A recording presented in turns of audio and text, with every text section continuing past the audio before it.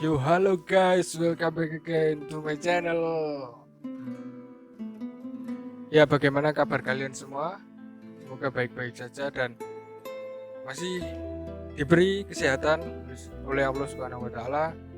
Dan tak lupa salam dan sholawat kita ucapkan kepada Rasulullah Shallallahu Alaihi Wasallam. Oke, untuk selanjutnya ini adalah pembahasan tentang akad lain. Dan yang pertama itu adalah syar atau pengertian syar. Al-sarf secara etimologi artinya al-ziyadah atau penambahan, al-adl atau seimbang, penghindaran, pemalingan, penukaran atau transaksi jual beli. Kadang-kadang al-sarf dipahami berasal dari kata sarafa yang artinya membayar dengan penambahan. Sarf adalah perjanjian jual beli suatu valuta yang atau dengan valuta lainnya. Atau sarf money changer adalah menjual nilai sesuatu dengan nilai sesuatu yang lain, meliputi emas dengan emas, perak dengan emas, perak dengan perak, emas dengan perak. Dalam kamus istilah fikih disebut dengan bai sarf, adalah menjual mata uang dengan mata uang emas dengan emas. Terus adapun menurut istilah ya sebagai berikut, yaitu menurut fikih al-sarf adalah menjual atau jual beli antar barang sejenis atau antar barang tidak sejenis secara tunai, seperti menjual beli emas atau menjual emas dengan perak, baik berupa perhiasan maupun uang. Praktek jual beli antar valuta asing atau falas atau penukaran antar mata uang sejenis ya. Yang kedua, menurut Heri Sudarsono, yaitu perjanjian jual beli suatu valuta dengan valuta lain. Transaksi jual beli mata uang asing dapat dilakukan dengan lainnya, dapat dilakukan dengan baik sesama mata uang yang sejenis, misal rupiah dengan rupiah, maupun tidak sejenis, misal rupiah dengan dolar atau sebaliknya. Itu. Terus yang selanjutnya yaitu menurut tim pengembangan Institut Bankir Indonesia, adalah jasa yang diberikan oleh bank kepada nasabah untuk melakukan transaksi valuta asing menurut prinsip-prinsip sarf yang dibenarkan oleh syariah. Ya.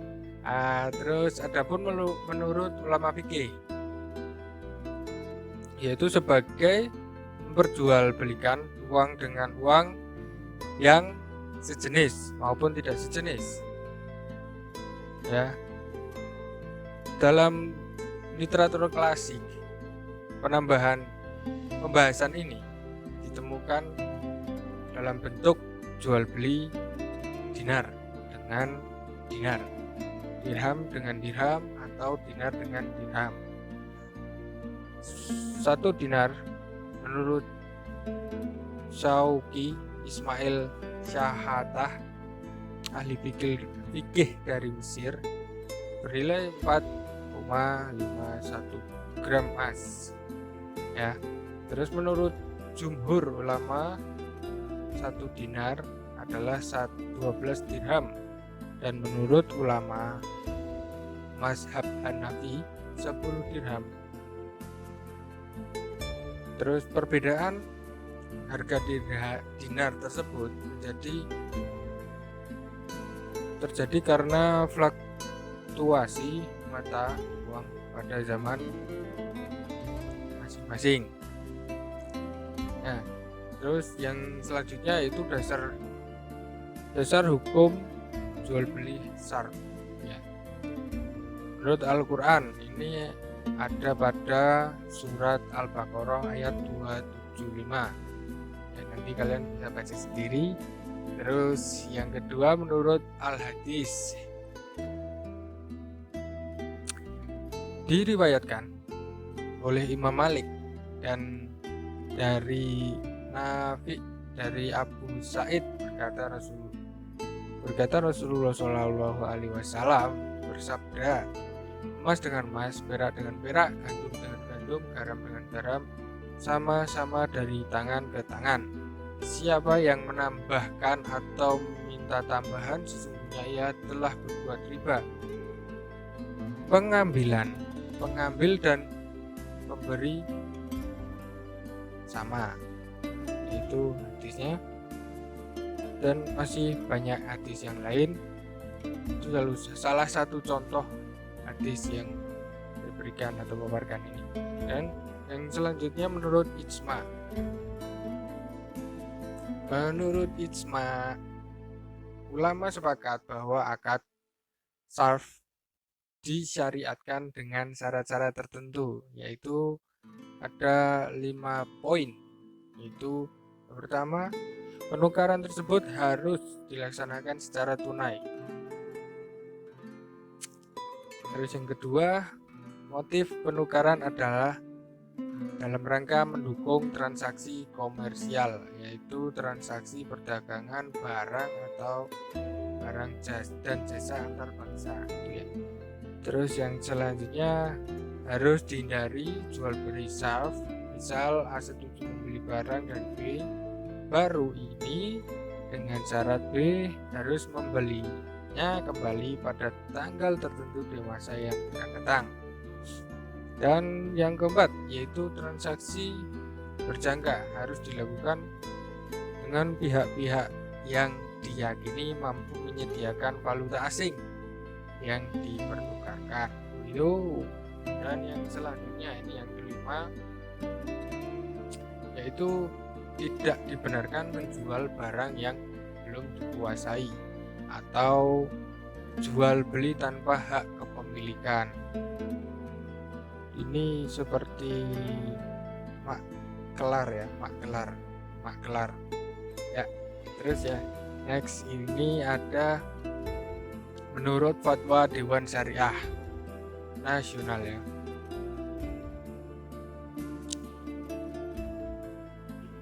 Transaksi jual beli mata uang pada prinsipnya boleh dan dengan ketentuan sebagai berikut.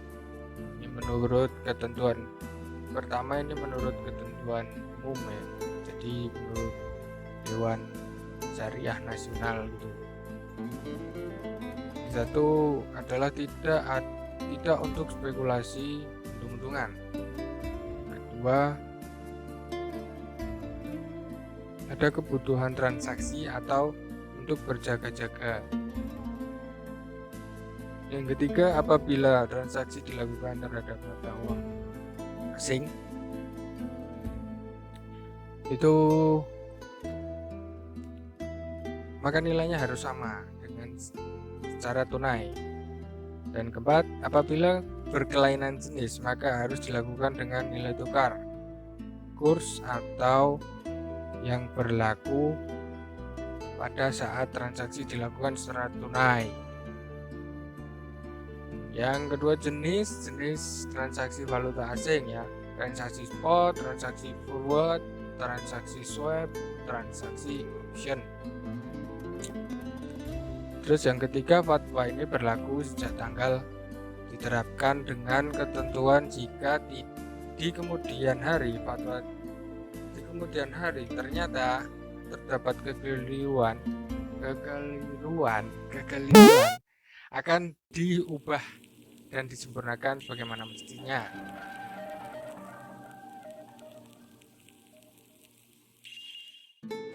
Akad yang selanjutnya adalah akad wadiah. Pengertian akad wadiah adalah penitipan dari pihak yang mempunyai uang atau barang kepada pihak yang menerima titipan, dengan catatan kapanpun titipan diambil, pihak penerima titipan wajib menyerahkan kembali uang atau barang titipan tersebut, dan yang dititipi menjadi penjamin pengembalian barang titipan. Akad wadiah itu terdiri dari dua jenis. Yang pertama, wadiah al-amanah, yaitu wadiah di mana uang atau barang yang dititipkan hanya boleh disimpan dan tidak boleh didaya gunakan. Si penerima titipan tidak bertanggung jawab atas kehilangan barang yang dititipi, kecuali barang tersebut rusak karena kelalaian atau kecerobohan penerima titipan dalam memelihara titipan tersebut. Yang kedua adalah wadiah yadamanah, yaitu wadiah di mana si penerima titipan dapat memanfaatkan barang titipan tersebut dengan seizin pemiliknya dan menjamin untuk mengembalikan titipan tersebut secara utuh setiap saat si pemilik menghendakinya. Hasil dari pemanfaatan barang tidak wajib dibagi hasilkan dengan pemberi titipan. Namun penerima titipan boleh saja memberikan bonus dan tidak boleh diperjanjikan sebelumnya kepada pemilik barang. Kemudian rukun wadiah itu ada 3. Yang pertama, pelaku harus cakap hukum, baligh, serta mampu menjaga serta memelihara barang titipan. Yang kedua, objek wadiah, benda yang dititipkan tersebut jelas dan diketahui spesifikasinya oleh pemilik dan penyimpan. Yang terakhir, ijab qabul atau serah terima adalah pernyataan dan ekspresi saling rela atau ridho di antara pihak-pihak pelaku akad yang dilakukan secara verbal, tertulis, melalui korespondensi atau menggunakan cara-cara komunikasi modern. Akad yang selanjutnya adalah akad wakalah. Pengertian akad wakalah menurut bahasa at-tahwid, yaitu penyerahan, pendelegasian, atau pemberian mandat, akad perlimpahan kekuasaan oleh satu pihak kepada pihak lain dalam hal-hal yang boleh diwakilkan. Agen atau wakil boleh menerima komisi atau al-ujr dan boleh tidak menerima komisi, hanya mengharap ridho Allah atau tolong-menolong. Tetapi bila ada komisi atau upah, maka akadnya seperti akad ijarah atau sewa-menyewa. Kemudian rukun wakalah, rukun bagi pelaku. Yang pertama, pihak pemberi kuasa atau pihak yang meminta diwakilkan. Rukunnya yaitu pemilik sah yang dapat bertindak atas yang diwakilkan. Yang kedua, orang mukallaf atau anak mumayyiz dalam batas tertentu. Kemudian rukun untuk pihak penerima kuasa atau wakil. Yang pertama, cakap hukum. Yang kedua, dapat mengerjakan tugas yang diwakilkan kepadanya. Kemudian rukun bagi objek yang dikuasakan atau diwakilkan. Yang pertama, diketahui dengan jelas orang yang mewakili. Yang kedua, tidak bertentangan dengan syariah Islam. Yang ketiga, dapat diwakilkan menurut syariah Islam. Yang keempat, manfaat barang atau jasa harus dinilai. Yang kelima, kontrak dapat dilaksanakan. Rukun yang terakhir adalah rukun ijab qabul.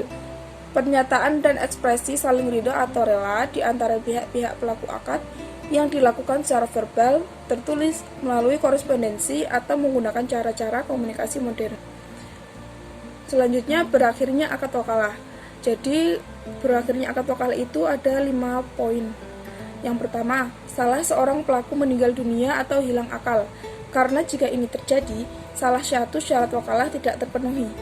Yang kedua, pekerjaan yang diwakilkan sudah selesai. Yang ketiga, pemutusan oleh orang yang mewakilkan. Yang keempat, wakil mengundurkan diri. Yang kelima, orang yang mewakilkan sudah tidak memiliki status kepemilikan atas sesuatu yang diwakilkan.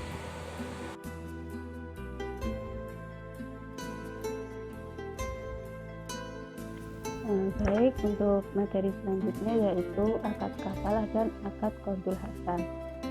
Yang pertama yaitu tentang akad kafalah. Pengertian akad kafalah secara bahasa berarti domen yang artinya jaminan, hamalah berarti beban, dan zamah yang artinya tanggungan.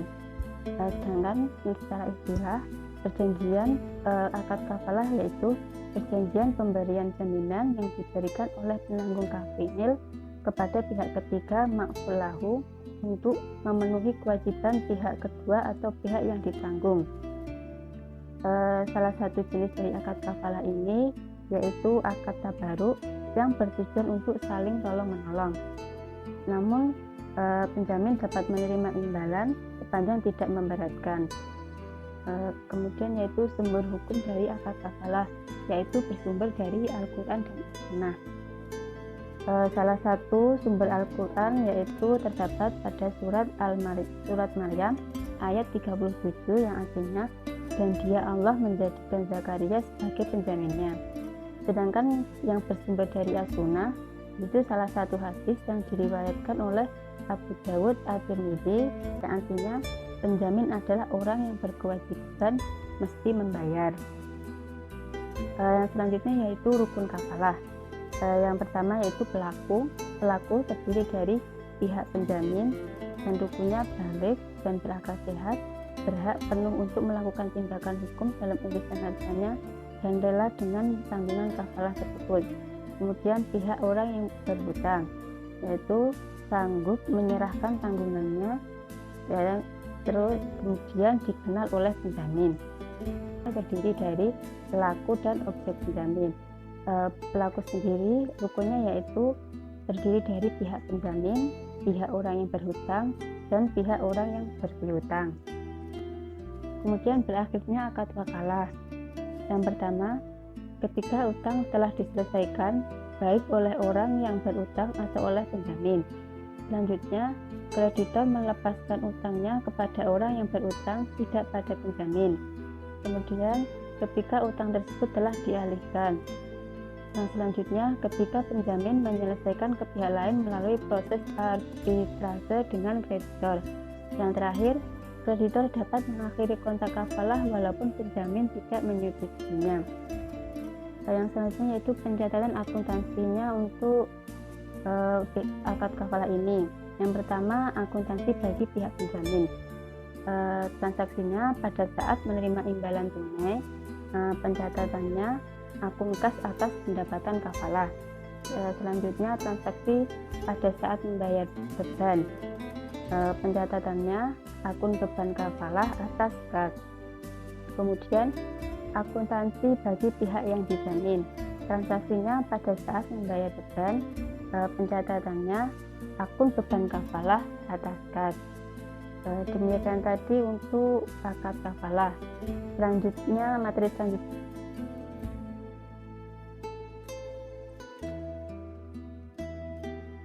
yaitu tentang Qardul Hasan.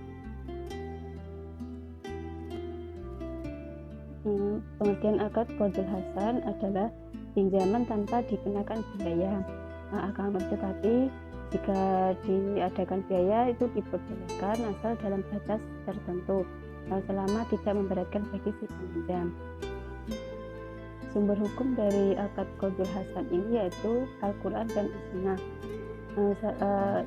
Sumber dari Al-Quran itu terdapat pada Quran surat Al-Baqarah ayat 280 yang artinya, dan jika yang dimaksud ia yaitu orang yang berutang itu dalam kesulitan, berilah tangguh sampai ia berkelapangan dan menyedekahkan sebagian atau semua utang itu lebih baik bagimu jika kamu mengetahui.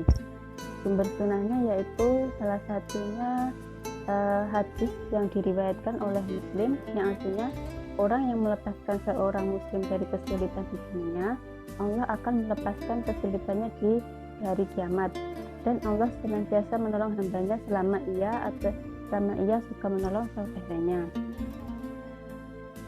Untuk rukun dari akad Qardul Hasan ini terdiri dari pelaku, objek akad, dan terakhir yaitu ijab kabul. Untuk pencatatan akuntansinya, yang pertama akuntansi dari pemberi pinjaman, transaksi saat menerima dana sumbangan dari pihak eksternal, pencatatannya akun dana kebajikan atas dana kebajikan. Kemudian transaksi untuk penerimaan dana berasal dari benda dan pendapatan yang halal, pencatatannya akun dana kebajikan atas dana kebajikan benda atau pendapatan yang halal. Kemudian transaksi untuk pengeluaran untuk pengalokasian dana Qardul Hasan. Pencatatannya akun dana kebajikan atas dana kebajikan. Kemudian transaksi yang terakhir untuk penerimaan saat pengembalian pinjaman Qardul Hasan. Pencatatannya akun dana kebajikan atas dana kebajikan produktif. Kemudian pencatatan akuntansi bagi si peminjam. Transaksi yang pertama yaitu saat menerima uang pinjaman, dicatat kas atas utang. Kemudian yang terakhir saat pelunasan, maka pencatatannya utang atas kas. Demikian yang bisa saya sampaikan dari materi akad Qardul Hasan dan akad kafalah. Untuk selanjutnya yaitu akad hiwalah dan akad rohan yang akan disampaikan oleh Mas Fuad. Terima kasih.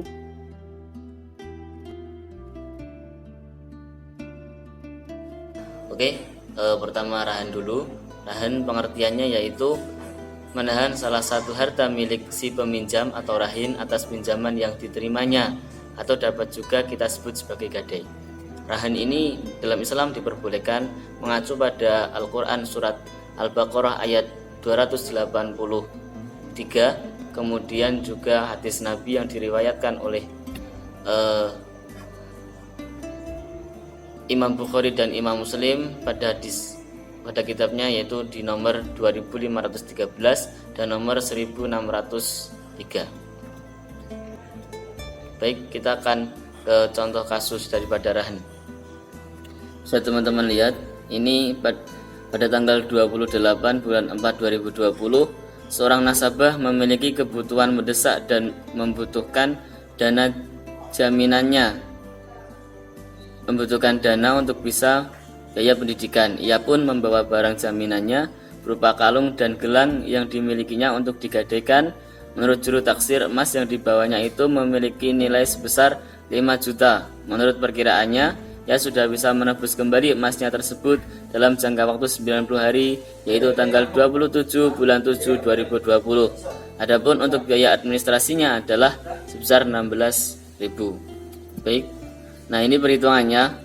Pinjaman yang diberikan nanti oleh pihak penggadaian, taksirannya tadi taksiran 5 juta, kemudian 90% ini uang yang akan diberikan oleh pihak gadai itu 90% dari jumlah taksiran. Nah, 5 juta dikali 90% jadinya 4.500.000. Kemudian biaya ijarah, karena di dalam gadai syariah kita kenal dengan ijarah. Kemudian 10 hari ini dibagi taksiran per 10.000 rupiah dikali 80 kali 9. Ini 10 hari ini sudah paten, 10 hari kemudian 10.000 ini sudah paten.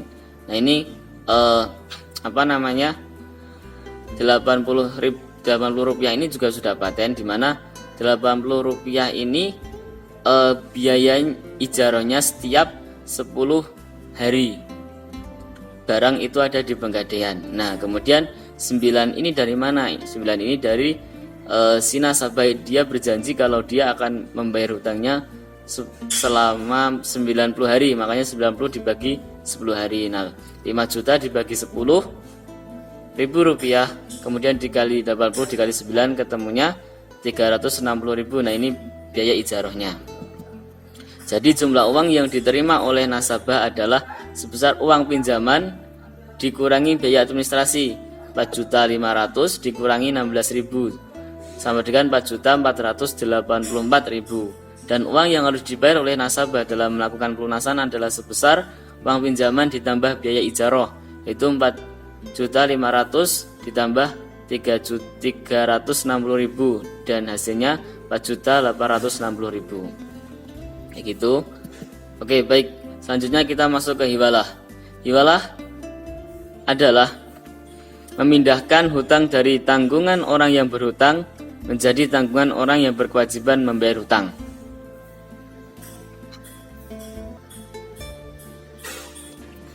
Hiwalah seperti tadi, orang yang memindahkan hutang dari tanggungan orang yang berhutang atau muhil menjadikan tanggungan orang yang berkewajiban membayar hutang. Contohnya seperti apa?